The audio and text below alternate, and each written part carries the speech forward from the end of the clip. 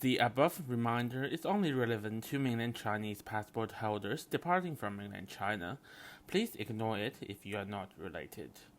This morning I flew business class on Philippine Airlines PR526 from Kuala Lumpur to Manila, and later tonight I will take connecting flight PR209 to Melbourne. The international departures area of Manila Airport's Terminal 2 is a disaster. Just one small narrow area. There are no duty-free shops, and there are only 2 kiosks selling a bit of processed food if you want to eat, which is very bad. Philippine Airlines operates its own Mabuhay lounge in Terminal 2 of its hub airport in Manila, so let's go in and have a look. At the entrance to the lounge, staff check your boarding pass and take it away temporarily. Once inside the lounge, turn right, you'll see a rest area with a few sofas. Strangely, there are no newspapers or magazines available in this lounge. Continue inside and you'll come to the dining area. Here you'll find fruit juices, fruit-infused water, and some pastries. You can also get a cup of coffee from the coffee machine.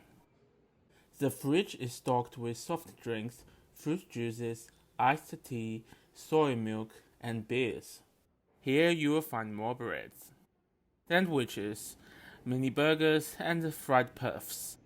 Here you can find chicken congee, and you can add diced salted egg and fried onion as toppings. Let's have a look at the hot dishes on offer. Steamed pork siu mai, tofu sisig, a local specialty,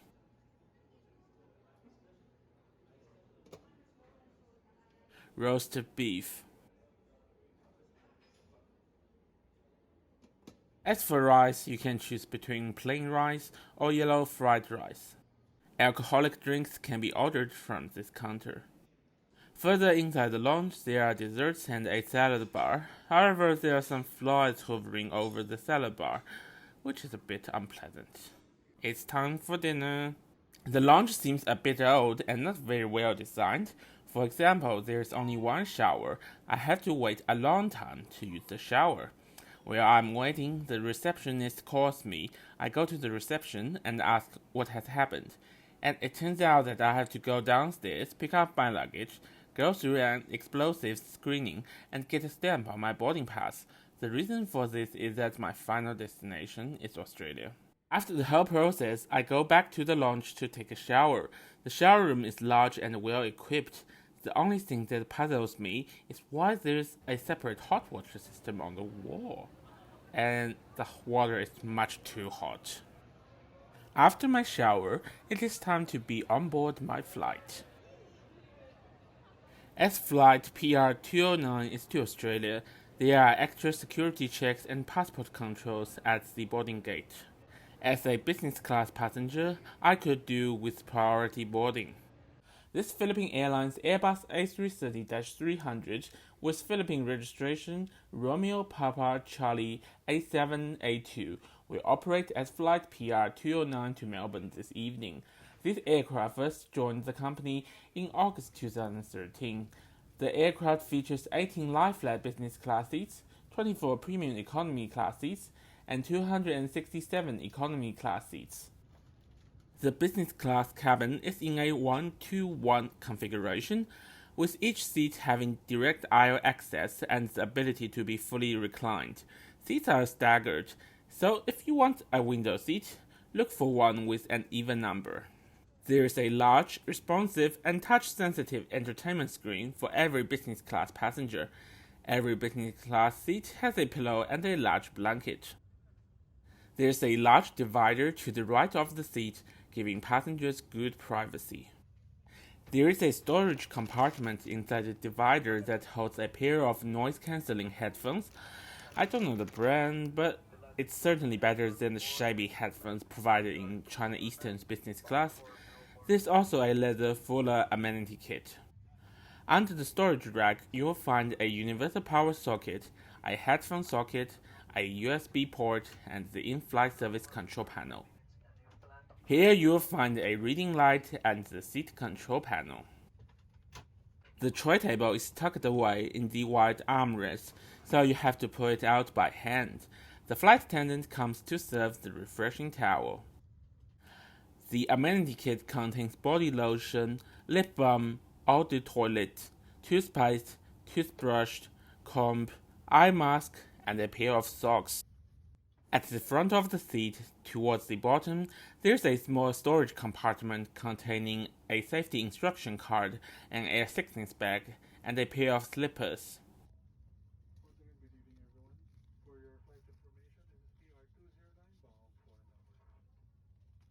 These are the pillow and blanket I mentioned earlier. The blanket is quite large, thick, and warm. The entertainment system is in 5 languages: English, Filipino, Japanese, Chinese, and Korean. Let's have a look at the menu and see what's on offer on this overnight flight to Melbourne. Dinner and breakfast are served on this 8-hour flight to Melbourne. There are 3 main courses to choose from for dinner: miso sea bass, steak, or local-style grilled chicken rice. For breakfast, there are 2 options: cold cuts and cheese, or chicken sausage and waffles. Business class passengers can choose from a wide range of alcoholic and non-alcoholic beverages. I don't know why, but the flight attendant seems to have forgotten my welcome drinks. The safety demonstration video plays. It looks like scene-setting safety demonstration videos are becoming quite common among airlines now. Welcome on board this Philippine Airlines flight. Before we depart, we want to let you know how much we care about your safety. This is inspired by everyone in the country for the safety of everyone in this flight. After landing in Manila for a few hours, it is time to take off for Melbourne.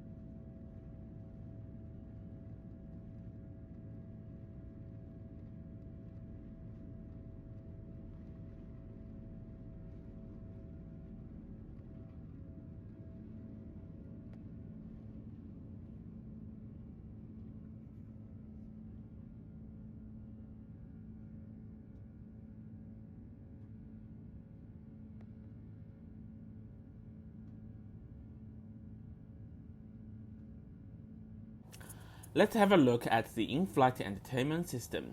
It's huge and very responsive to my fingers. It offers a wide range of movies, TV shows, music, and other content. This Airbus A330-300 doesn't have Wi-Fi, but considering the flight lasts around 8 hours, it's not a big deal.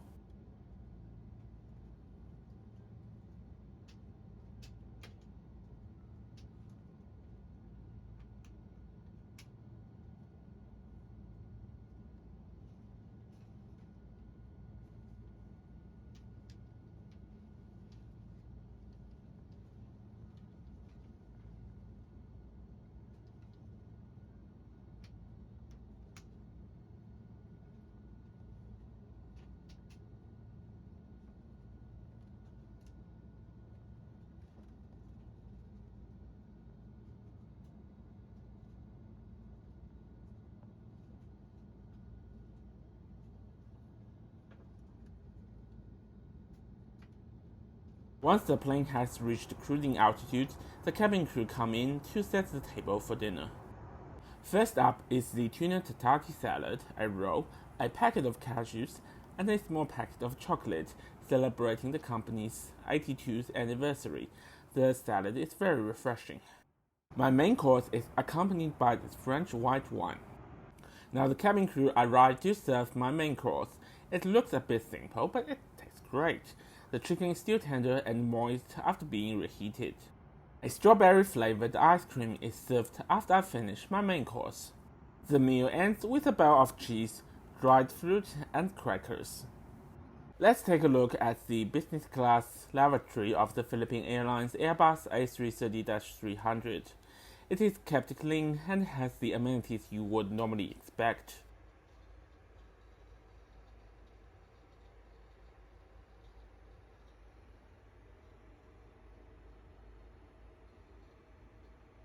I now turn my seat into a flatbed, and it is time for movie.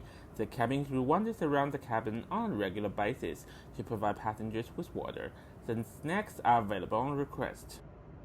As the plane flies over the Northern Territory, another refreshing towel is provided at the start of the breakfast service. Breakfast starts with a packet of nuts, a roll, a small piece of chocolate, and a plate of fruit. When it's my turn, the cold cuts are the only option, and they really don't whet my appetite. They are still too cold. Some of the sliced meats are hard to chew and make me feel uncomfortable. When this video comes on the screen, I know we are nearing our destination, Melbourne, Australia. When I left Melbourne at the end of July 2021, I never thought I would return. After more than 19 months, I'm back, and now this place is my second hometown. Let's wrap up my Philippine Airlines Airbus A330-300 business class experience right here, right now. The transit experience in Manila Airport is a disaster. The terminal is cramped with extremely limited food or duty-free shops. The Philippine Airlines lounge is a bit dated, with very limited shower facilities and no newspapers or magazines. On the plus side, the lounge offers plenty of savory food and drinks. The aircraft is well maintained, and the business class seat is large and comfortable, with good privacy. The seat can become a comfortable bed, and the blanket is thick. The in-flight entertainment system is large and responsive, with plenty of interesting films, TV shows, and music to help you pass the time. It's a shame that the plane doesn't have the in-flight Wi-Fi connectivity, but given the relatively short distance of the flight, I don't mind too much.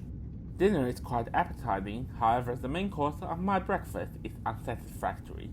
It's still cold when served, and one of the hams is too hard to chew, which makes me want to throw up. The airline offers a wide range of alcoholic and soft drinks. The cabin crew are very helpful and friendly, and willing to chat with passengers in the galley after meals. The flight is much smoother than the previous one, with only a few minor turbulences. Disembarking. Many international flights arrive at Melbourne Airport in the morning. Even though I can use the e-gate, it still takes me a while to get through. I'm waved through at customs. Thanks for watching.